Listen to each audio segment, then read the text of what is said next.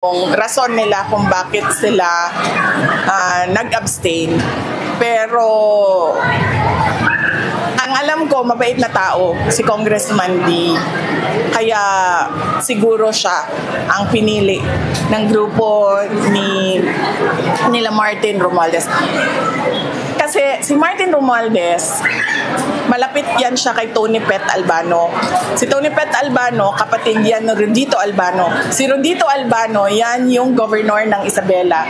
Si Congressman D, lagi yang nakadikit kay Rodito Albano. Lagi yan siyang, alam mo, hindi siya lagi yung number 1. Lagi siyang number 2 dyan sa Isabela. Dahil nakadikit lang siya kay Rodito Albano. Ganyan kabait yung tao na yan.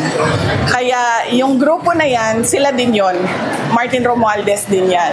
Si Rodito Albano, bakit ko nasabi may connection si Rodito Albano at si Martin Romualdez.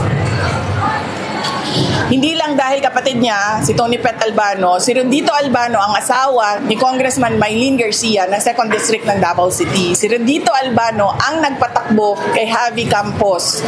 Sinabihan niya si Vincent Garcia na si Javi ang tatakbo sa 2nd District dahil gusto ni Martin Romualdez magkaroon ng distrito sa loob ng Davao City. Kaya doon kami sa partido namin lumaban. Kasi ang sinasabi namin, wala namang problema kung tayo lang dito sa Davao City.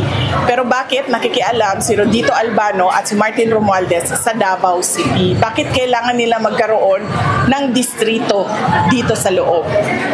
Yan ang connection nilang lahat. Si Congressman D ay nasa ilalim ni Rodito Albano, ni Martin Romualdez.